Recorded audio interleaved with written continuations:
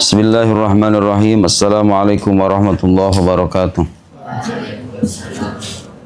Alhamdulillah wassalatu wassalamu ala habibina wa syafi'ina rasulillah wa ala alihi wa sahbihi wa man wala wattaba'a hudah wa ba'd. Allahumma akhrijna min dhulumatil wahm wa akrimna binuril fahm waftah alaina bima'rifatil ilm wasahil akhlaqana bil hilm waj'alna mimman yastami'una al-qawla fayattabi'una ahsanah. Subhanaka la ilma lana illa ma 'allamtana innaka antal alimul hakim wa la haula wa la quwwata illa billahil aliyyil azim. Allahumma 'allimna ma yanfa'una wa zidna ilma wa ba'd. Terakhir kita itu ngertiin halaman 32 ya kan? 33. Sekarang 33. Tapi ceritanya udah saya terjemahin. Hijratul Habasyah ats-tsaniyah, hijrah ke negeri Habasyah yang kedua. Masih ingat hijrah ke Habasyah itu terjadi berapa kali? Dua kali.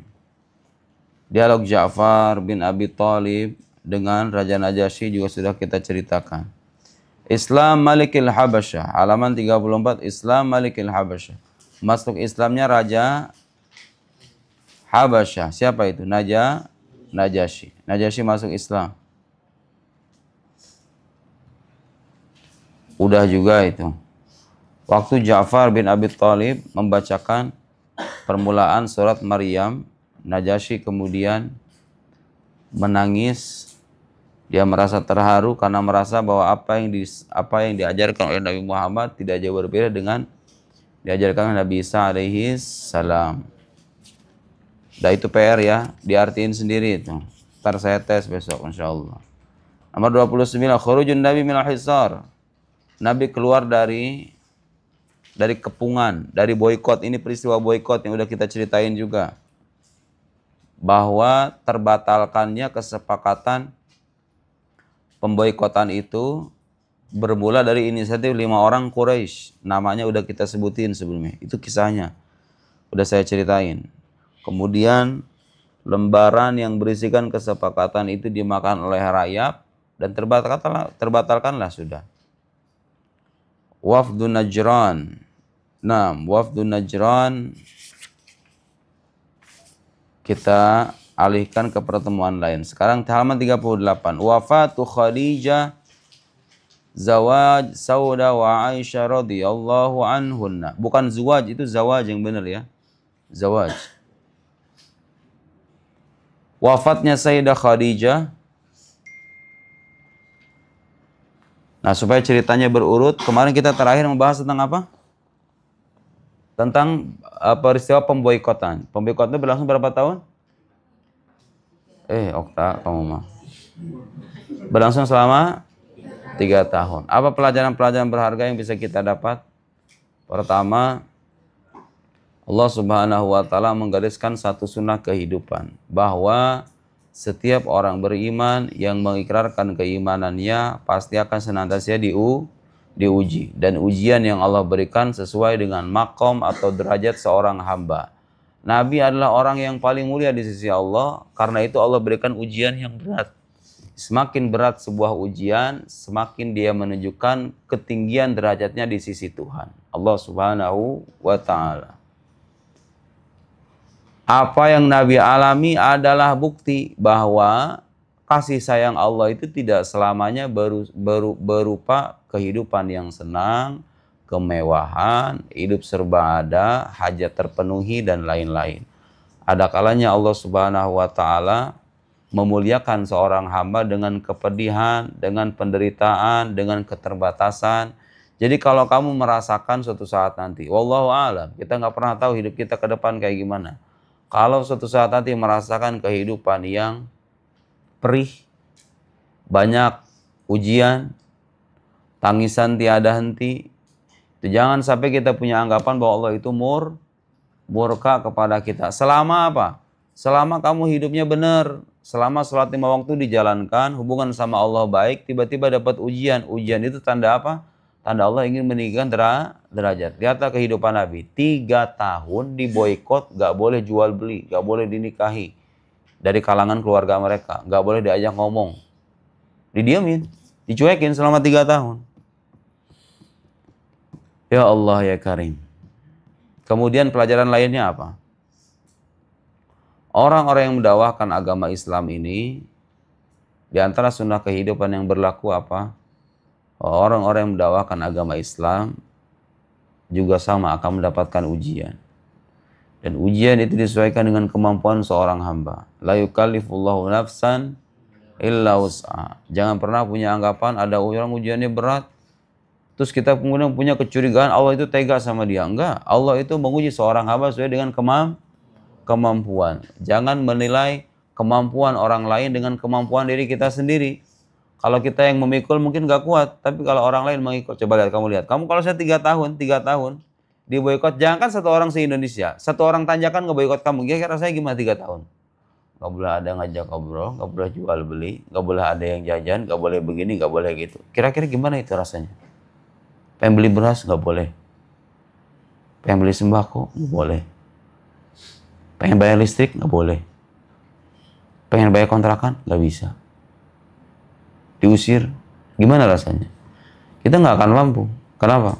Karena kita beda level dengan mereka. Sementara Nabi dan para keluarganya, Banu Hashim, Banu Muttalib, Allah berikan kekuatan. Jadi semua penderitaan yang Nabi alami itu sebetulnya adalah pelajaran bagi umatnya. Bahwa kelak kita ini sebagai orang muslim, kalau kita mendapatkan ujian, jangan sampai punya anggapan bahwa itu adalah murka Allah kepada kita selama kita hidup di jalan yang benar. Karena buktinya apa? Nabi Muhammad SAW dan para keluarganya pun diuji dengan ujian yang sangat berat. Diuji dengan ujian sangat. Apakah itu artinya Allah tidak adil? Allah adil. Karena dunia ini bukan tempat pemberian balasan, tapi tempat pemberian ujian. Pemberian balasannya kapan? Di alam akhirat nanti. Nas'alullah ta'ala salamah. Setelah diboikot selama 3 tahun, tentu mereka menderita. Manusiawi. Gak boleh jual beli, gak boleh bertransaksi, gak boleh berkomunikasi. Apa di antara efeknya? Salah seorang manusia terkasih Nabi Muhammad sallallahu alaihi wasallam itu wafat, yaitu Sayyidah Khadijah. Fi sanah al-ashirah, pada tahun 10 minan nubuwah kenabian, pada tahun 10 kenabian,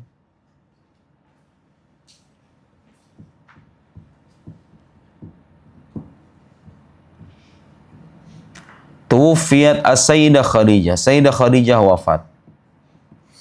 Terus gini dong, saya mau nanya sama kamu. Itu Nabi ketika 3 tahun itu, kalau seandainya beliau berdoa kepada Allah supaya dihentikan itu pemboikotan, katakanlah misalnya usia ketika sampai 5 bulan. Sampai 5 bulan Nabi doa kepada Allah, kira-kira doa Nabi ditolak apa enggak itu? Seandainya, kan 3 tahun nih. Seandainya di tahun kelima, di bulan kelima misalnya, Nabi berdoa kepada Allah, ngumpulin sahabat-sahabatnya semuanya, minta sama Allah supaya dihilangkan ujian ini. Kira-kira doa Nabi ditolak apa enggak? Enggak mungkin. Tapi kenapa Nabi milih untuk pasrah? Rela dengan ketetapan Tuhannya. Kenapa Nabi nggak berdoa saja? Itu kan ada dikisahkan di sebagian riwayat, ada sahabat-sahabat sampai makan dedaunan. Karena saking nggak ada makanan pokok, makan dedaunan. Kamu bayangin aja di sebuah lembah 3 tahun, gimana rasanya coba? Ada orang yang mungkin meninggal gara-gara kelaparan.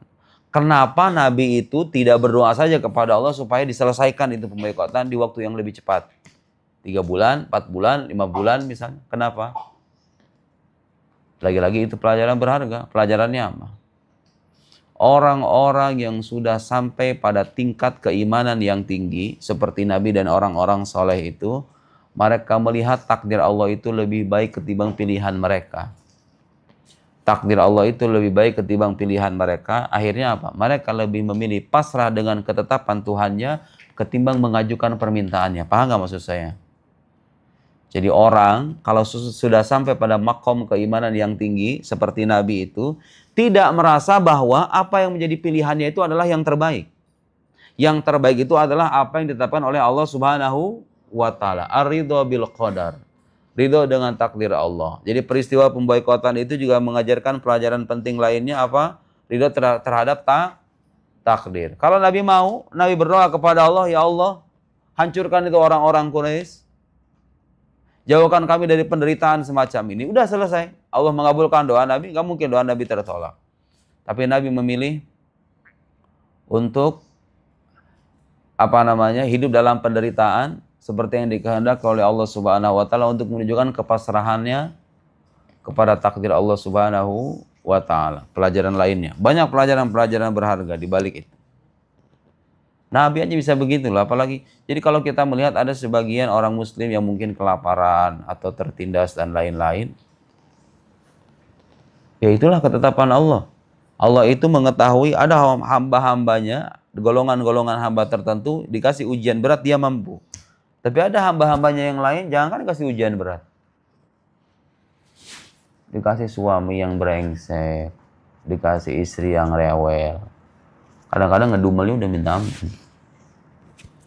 Dikasih pekerjaan yang terbatas penghasilannya.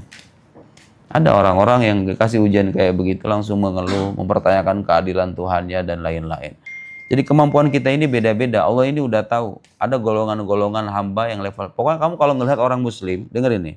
Kalau ngelihat ada orang muslim, dia beriman dan beramal soleh, artinya tidak meninggalkan sholat, beragama dengan baik, menjalankan perintah Tuhannya, menjauhi larangannya, terus dia menderita.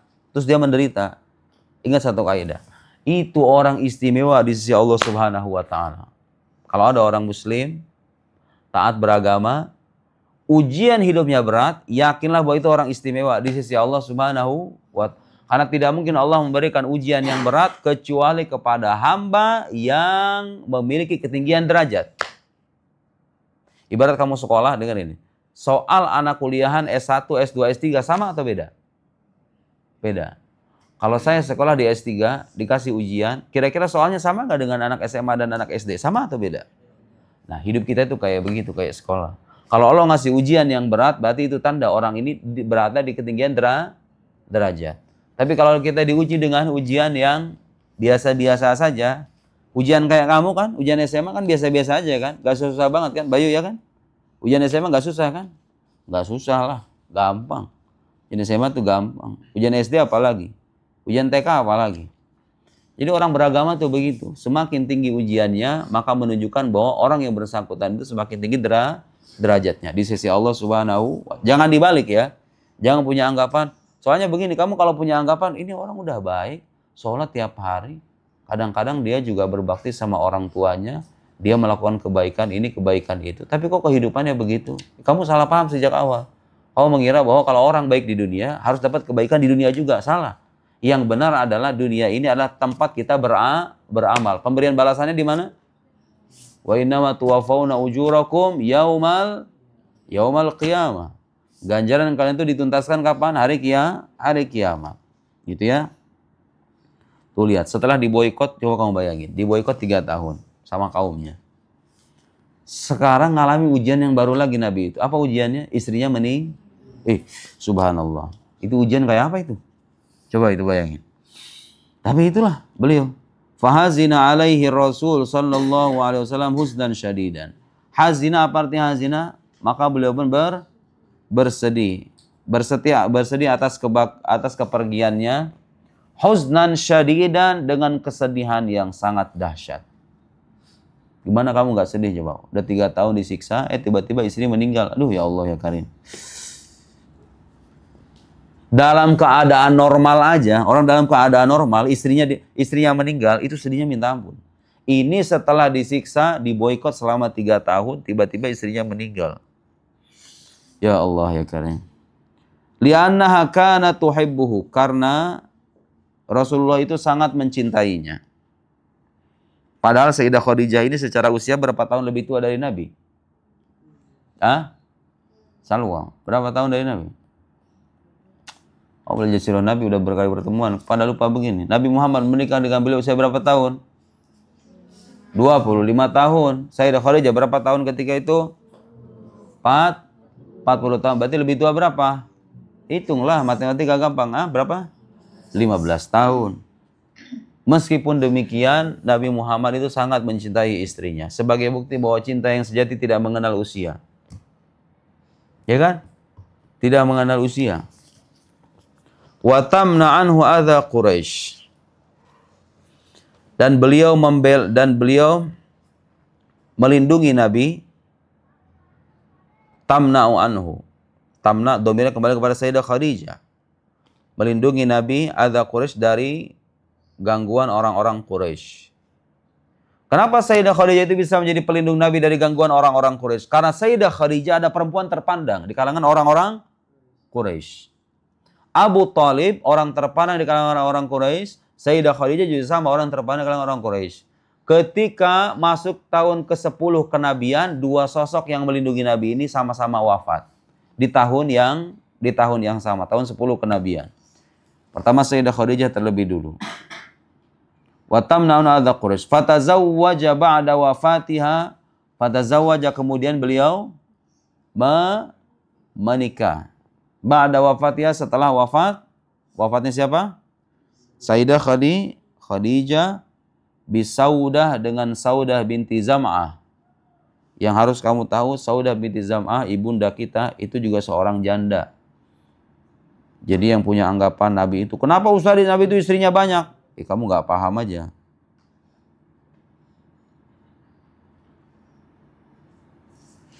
Nabi itu punya istri banyak, yang jelas motifnya bukan dorongan syahwat. Karena buktinya sekali lagi, istri yang pertama kali beliau nikahi bukan seorang perawan, tapi seorang janda. Terus ketika istrinya meninggal yang pertama, Sayyidah Khadijah, Nabi itu menikah nggak langsung dengan Sayyidah Aisyah, menikah dengan seorang perempuan namanya siapa tadi? Saudah binti Zam'ah. Kamu googling nanti kalau misalnya liburan, Saudah binti Zam'ah itu siapa? Seorang janda juga. Udah tua. Kalau ada orang yang bilang poligami itu sunnah Nabi, suruh nikah sama janda aja. Pasti nggak bakal mau, ya kan? Rata-rata orang poligami sekarang nikahnya sama yang berapa? Yang kayak gimana coba? Anak lulusan kuliah. Dan biasanya istri kedua itu lebih muda dari istri yang pertama, ya nggak, no? Kalau orang poligami, biasanya istri kedua itu lebih muda, ya kan? Sebagai gambaran bahwa kalaupun ada orang poligami zaman sekarang, itu beda dengan motif poligaminya Nabi. Jauh beda. Yang sunnah untuk era sekarang itu apa coba? Monogami atau poligami? Monogami, kenapa? Pertama, ujian hidup kita itu semakin banyak. Kehidupan udah semakin susah. Ujian semakin berat, fitnah ada di mana-mana. Fitnah itu maksudnya ujian hidup ada di mana-mana. Godaan udah banyak. Banyak istri itu akhirnya, apa artinya? Secara tidak sadar kamu menambah banyak masalah. Udah masalah banyak, kehidupan carut marut, kadang-kadang ekonomi juga nggak stabil. Kamu nambah bini, itu namanya apa? Udah punya setumpuk masalah, nambah masalah di atas masalah. Jadi punya banyak istri itu bukannya memberikan ketenangan. Coba kamu bayangin sekarang. Istri yang satu mengadukan satu persoalan, belum selesai, datang istri yang kedua mengadukan persoalan, belum selesai, datang istri ketiga ngadu lagi, entah tentang anaknya, tentang rumahnya, dan lain-lain. Datang istri keempat, belum punya anak, anak yang satu minta ini, anak satu minta itu. Kira-kira isi kepala kamu gimana tuh? Bisa kamu mendapatkan ketenangan batin itu? Nggak semua orang. Nggak semua orang. Yang Nabi ajarkan kepada kita itu menyangkut urusan dunia adalah qanaah. Qanaah itu artinya apa? Merasa puas dengan apa yang kita dapat. Jadi sunnah Nabi yang beneran itu satu istri. Merasa puas dengan satu selama apa? Selama istrinya normal, bisa menjadi ibu, bisa menjadi pelayan yang baik, masih menjadi istri yang baik, masih menjadi ibu yang baik, kamu gak usah nyari. Jadi kalau ada orang mengatakan itu sunnah Nabi, poligami, dalam saat kita masih punya istri yang normal, masih bisa melayan, masih menjadi ibu, dia salah paham tentang sunnah Nabi. Karena yang Nabi ajarkan kepada kita di awal pernikahannya apa? Kesetiaan kepada satu istri. Berapa tahun Sayyidah Khadijah itu menikah dengan Imam berapa tahun? Masih ingat berapa tahun? 2? Berapa tahun, Okta? Rumah tangga Nabi dengan Sayyidah Khadijah itu berapa tahun?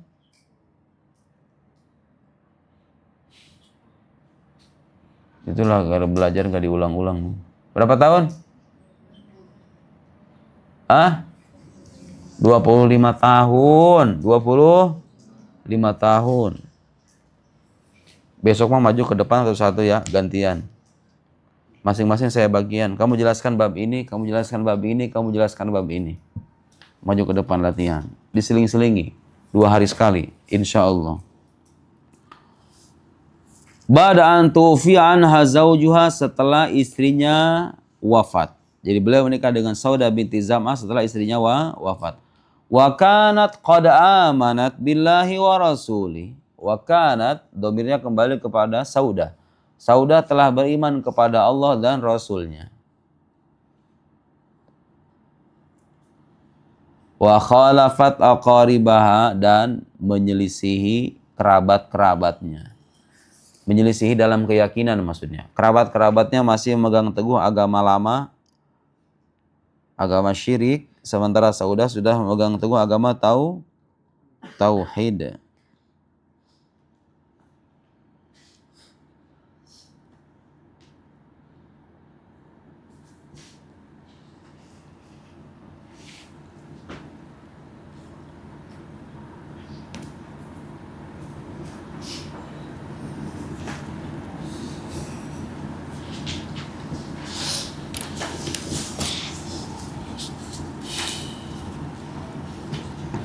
Wa ba'da syahrin, setelah 1 bulan kemudian, nah setelah menikah dengan Saudah binti Zam'ah, aqada ala Aisyah binti Abi Bakrin As-Siddiq.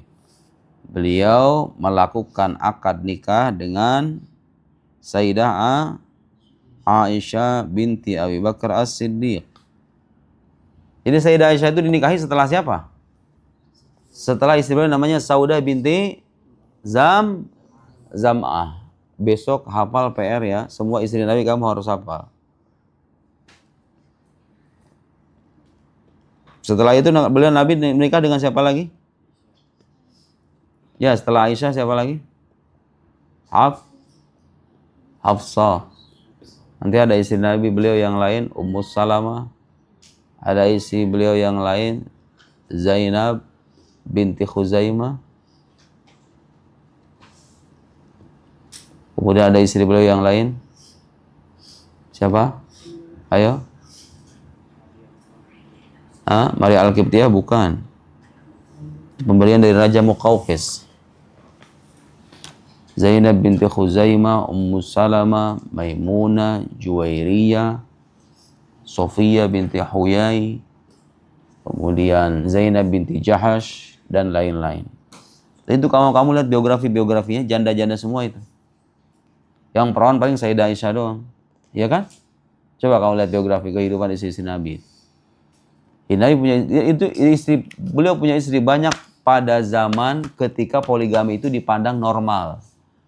Jadi orang punya istri banyak di zaman itu hal yang biasa, hal yang lumrah. Beda dengan zaman sekarang.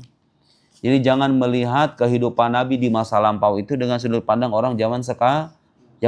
Orang zaman sekarang nggak bertanya-tanya tuh, lihat biografi kayak begitu tuh. Kok bisa istrinya banyak? Iya, kamu hidup pada abad 21. Nabi hidup pada zaman di mana poligami dipandang lumrah. Gak ada orang kafir yang memandang aib poligaminya Nabi. Karena pada zaman mereka itu hal yang biasa-biasa aja. Kecuali kalau Nabi itu nikah, pas dilihat biografinya perawan semua. Istri pertama usia 40, istri kedua usia katakan 20, istri ketiga usia 15, istri keempat usia 20, perawan-perawan muda semua. Tapi kan kenyataannya enggak. Jadi Nabi punya istri banyak itu motifnya banyak. Di antaranya apa? Untuk kepentingan dakwah Islam. Kadang beliau perlu mempererat hubungannya dengan sahabatnya seperti Sayyidina Umar bin Khattab menikahi putrinya Sayyidah Hafsah yang sudah ditinggal oleh suaminya dan lain-lain.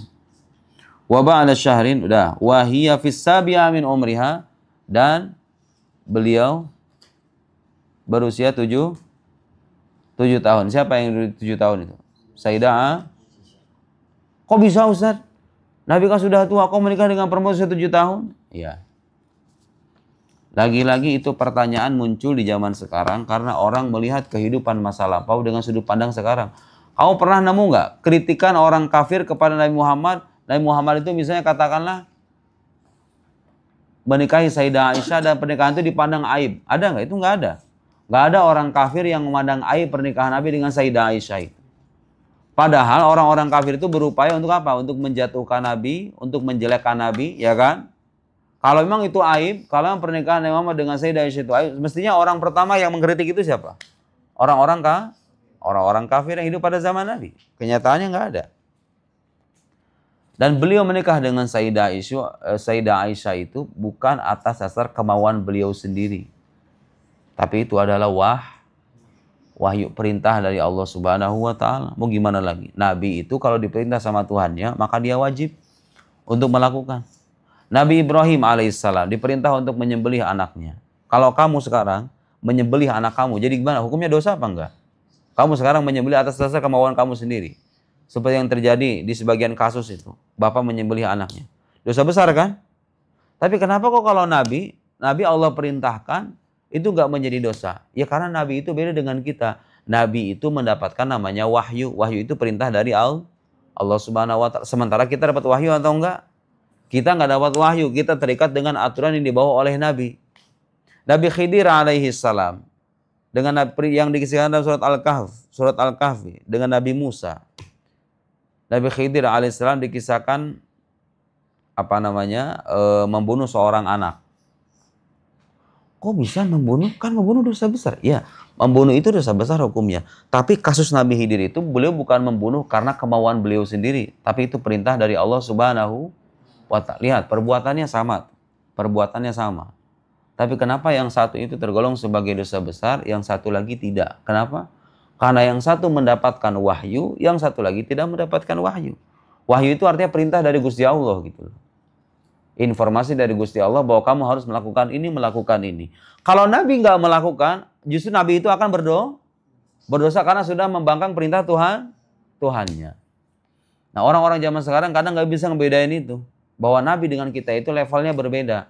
Kalau Nabi melakukan sesuatu, apa yang Nabi lakukan itu kadang-kadang adalah perintah dari Allah. Bagi nalar kita itu belum bisa dicerna. Kok bisa itu? Nabi menikah dengan perempuan usia 7 tahun kayak begitu gimana? Kan itu perintah Allah. Kalau perintah Allah bisa ditolak atau tidak? Perintah Allah tidak bisa ditolak. Jadi Nabi melakukan itu bukan karena kemauan dirinya sendiri, tapi karena mematuhi perintah ilahi. Tidak dipandang sebagai sebuah aib. Justru kalau Nabi tidak melakukan, maka dia tidak melakukan perintah Tuhannya. Kalau Nabi tidak melakukan perintah Tuhannya, jadi maksiat padahal. Dan itu mustahil bagi Nabi. Jadi kalau nemu peristiwa-peristiwa di mana Nabi melakukan sesuatu yang barangkali belum kita temukan penjelasannya atau penjelasannya bagi kita kurang memuaskan, ingat pada kesimpulan yang tadi saya sebutkan bahwa Nabi dan manusia biasa itu levelnya berbeda. Nabi itu mendapatkan wahyu langsung dari Allah, kita tidak. Karena itu jangan mengukur perbuatan Nabi dengan perbuatan manusia biasa. Walam yatazawwaj bikran ghairaha. Ini dengerin nih. Walam yatazawwaj bikran ghairaha. Beliau tidak menikahi seorang perawan selain Sayyidah Aisyah. Berarti semua istrinya itu adalah seorang janda. Wa dakhala biha fil Madinah, dan beliau dukhul. Dukhul itu artinya melakukan hubungan badan. Itu ketika beliau di Madinah. Artinya beberapa tahun setelah itu. Karena masih di Mekah. Menikahi Sayyidah Aisyah di Mekah, kemudian berhubungan badannya sebagai suami istri yang sah di Madinah. Ketika beliau sudah agak dewasa sedikit. Dan 7 tahun 7 tahun pada masa orang Arab mungkin berbeda ya dengan 7 tahun versi kita sekarang. Walhasil apapun itu yang jelas, meskipun nanti ada ulama berbeda pendapat, enggak, sebenarnya bukan 7 tahun, tapi sekian belas tahun. Ada yang mengatakan belasan tahun. Itu perbedaan pendapat para ahli sejarah. Tapi intinya betapapun benar yang dikatakan informasi ini bahwa beliau menikahi Sayyidah Aisyah pada usia 7 tahun, apa yang Nabi lakukan itu nggak bisa diukur dengan standar manusia biasa karena beliau adalah utusan Allah yang menerima wahyu dari pencipta alam semesta, Allah Subhanahu wa taala. Jangankan Nabi dengan kita ya, Nok, dengar ini. Antara ustadz dengan murid kadang standarnya beda kan? Benar nggak? Kadang ada aturan yang boleh buat ustadz, bagi santri enggak. Karena pertimbangan-pertimbangan tertentu. Ustadz boleh bawa HP. Santri nggak boleh. Kok bisa begitu? Kok bisa gitu? Kan sama-sama manusia. Ustadz manusia, kamu juga manusia. Tapi kenapa harus ada perbedaan aturan itu? Oh, pertimbangannya kalau ustadz itu bawa HP, perlu buat komunikasi. Perlu buat yang kuliah-kuliah itu untuk browsing, cari informasi, komunikasi dengan teman kuliahnya, komunikasi dengan ustadz di pondok, dan lain-lain. Kalau kamu itu nggak perlu. Nggak perlu kenapa? Karena belum saatnya, waktunya belajar. Tuh lihat, ada standar-standar yang berbeda tuh antara ustadz dengan guru. Terus naik level lagi, antara kalau misalnya dalam kenegaraan antara presiden dengan rakyat. Presiden itu kan ada keistimewaan-keistimewaan yang dimiliki oleh rakyat, ya kan? Itu dalam tatanan kehidupan duniawi, antara presiden dengan rakyat, antara guru dengan murid, ada perbedaan-perbedaan. Dan gak adil tuh kalau seandainya kita mengukur perbuatan presiden dengan standar rakyat biasa, atau mengukur seorang ustadz dengan standar seorang santri. Gak adil kan? Harus setiap orang itu ditempatkan pada posisinya masing-masing. Ini nabi, ini manusia biasa. Nabi melakukan sebuah perbuatan, ada parameternya, nggak bisa menggunakan parameter manusia biasa.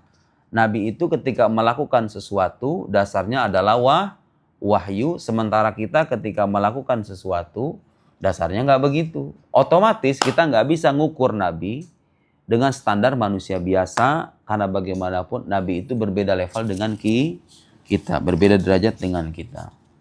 Wallahu a'lam bissawab. Allahumma sholli afdhalas shalah as'adi makhluqatika sayyidina Muhammad wa ala alihi wa sahbihi wa sallim adada matika wa midada kalimatika kullama dzakaraka dzakiruna wa ghafala ikal ghafilun. Subhanakallahumma bihamdika asyhadu an la ilaha illa anta nastaghfiruka wa natubu ilaik. Sallallahu ala sayyidina Muhammad wa ala alihi wasallam. Assalamualaikum warahmatullahi wabarakatuh.